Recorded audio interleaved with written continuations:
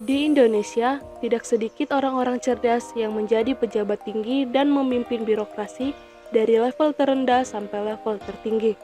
Dengan sumber daya manusia yang ada, seharusnya Indonesia dapat menjadi negara yang layak disejajarkan dengan negara-negara maju di Asia maupun di dunia.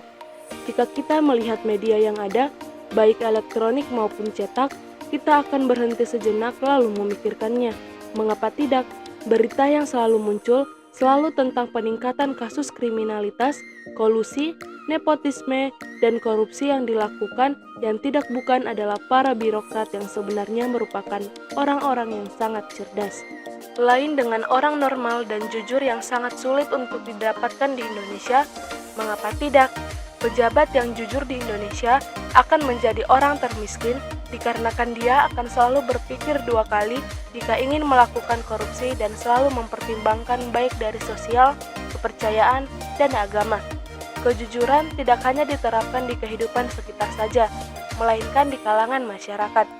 Pelayanan publik yang kurang memuaskan dan banyak korupsinya yang terjadi menyebabkan isu-isu sosial di kalangan masyarakat saat ini. Pelayanan publik merupakan pelayanan yang tidak melayani diri sendiri, akan tetapi harus melayani masyarakat dan menciptakan kondisi yang memungkinkan setiap anggota masyarakat untuk mengembangkan keterampilan dan kreativitas mereka untuk mencapai suatu tujuan bersama.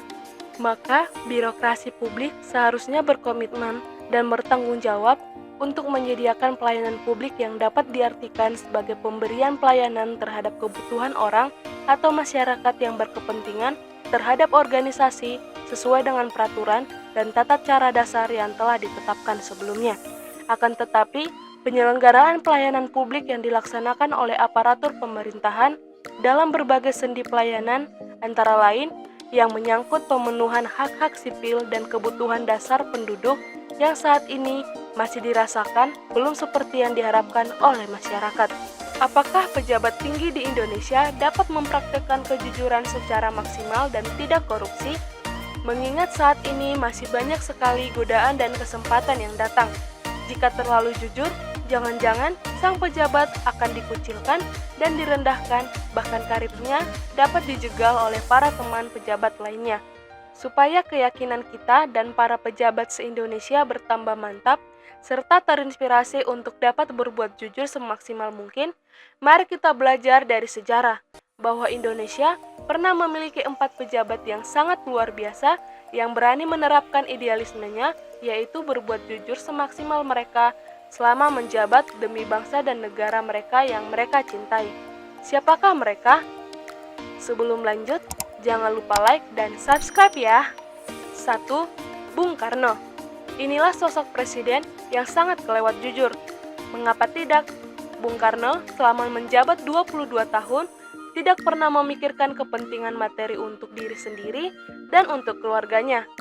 Semua pikiran, waktu, dan tenaganya benar-benar dicurahkan untuk kepentingan dan kemajuan bangsa dan negaranya saja.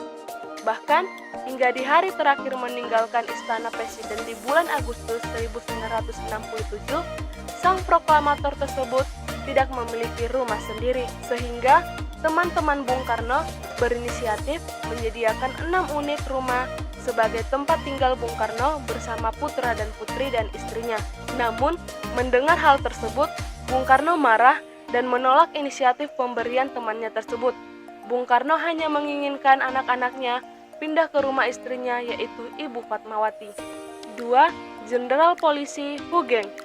Tahun 1995, pada saat menjabat Direktur Reserse Kriminal Polda Sumatera Utara ini, yang lahir di Pekalongan 1921, diberikan perabot rumah tangga mewah oleh seorang bandar judi di Medan. Akan hal tersebut membuat jenderal marah dan menyuruh anggotanya untuk mengeluarkan perabotan tersebut. Dan saat ini, walau sudah menjadi Kapolri pun, ia tidak akan mampan untuk disuap oleh siapapun dan berapapun nilainya. Sampai akhir masa tugasnya, jenderal tidak memiliki rumah dan mobil, kecuali dari institusinya, dan mobil kenang-kenangan dari para teman-temannya. Sang jenderal sangat bersyukur karena berhasil menerapkan nilai-nilai kejujuran dan kesederhanaan kepada dirinya, institusinya, anak buahnya, dan juga kepada anggota keluarganya. 3. Kolonel TNI Alex Kawilarang. Alex Kawilarang adalah kolonel TNI yang berani menampar Soeharto pada saat menjadi letnan kolonel.